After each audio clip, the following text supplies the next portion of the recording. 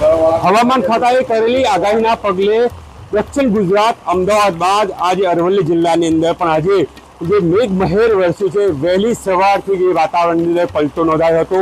વહેલી સવારથી જે મેઘરાજાએ તોફાની બેટિંગ હાથ ધરી છે ત્યારે મોડાસાના વિવિધ વિસ્તારોની અંદર પાણી ભરાવાની સમસ્યા આવી છે। ત્યારે મોડાસાના જે કડિયાવાડા રોડ જે રાધાબેનને જે દવાખાનાની પાછળ જે વિસ્તાર જે ગણાતો હોય તેની અંદર ઢીચણસમાં પાણી ભરાવાની જે સમસ્યા જે સામે આવી છે તેને લઈને અહીંના જે દુકાનદારો તેમજ અહીંના રાહદારીની અંદર એક આક્રોશ છે। સાથે સાથે જે જોવાનું રહ્યું કે જે છેલ્લા 10 વર્ષથી અહીં જે સમસ્યાનો જે લોકો સામનો કરી રહ્યા છે અને તેનો ભોગ કરી રહ્યા છે અને વાહન ચાલકો તેમજ રાહદારીઓ સમસ્યાનો સામનો કર્યા છે। સાથે સાથે વાત કરવામાં આવે તો જે રીતે અરવલ્લી જિલ્લાની અંદર રેડ એલર્ટ આપવામાં આવ્યું છે તેને પગલે આજે વહેલી સવાર જે ધોધમાર વરસાદ ખાબક્યો છે।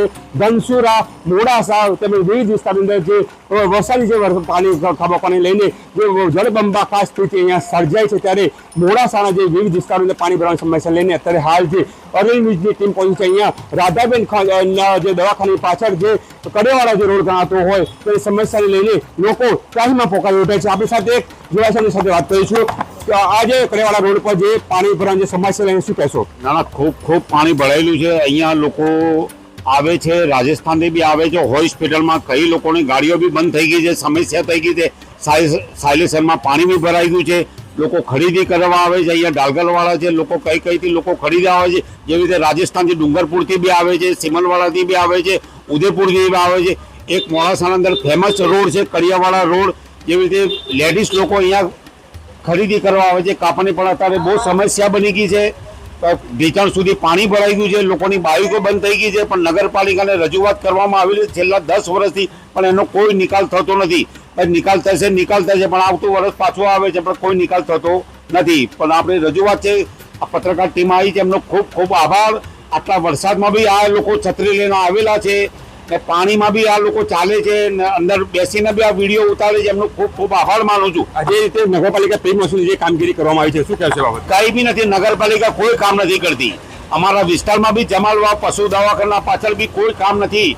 અત્યારે કોઈ કામ નથી નગરપાલિકાનો। છેલ્લા 20 વર્ષથી હું આ પાણી જોઉં છું। હું નાનો હતો, આજે 20 વર્ષનો, અત્યારે 42 વર્ષનો થઈ ગયો છું, પણ હજી આ નિકાલ આવ્યો નથી।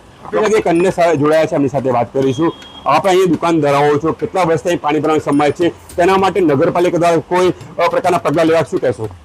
એમાં એવું છે કે પાણી હજી નિકાલ થતો નથી। અરજી આવે છે, આપણે અરજી આલ્યા છે તેમ કે આ વર્ષે થઈ જાય, આ વર્ષે થઈ જાય, વર્ષ બદલાતું રહેશે અને ચોમાસું આવી જાય, એનો કોઈ નિકાલ સહની હજી લગન 20 વર્ષ થઈ ગયા।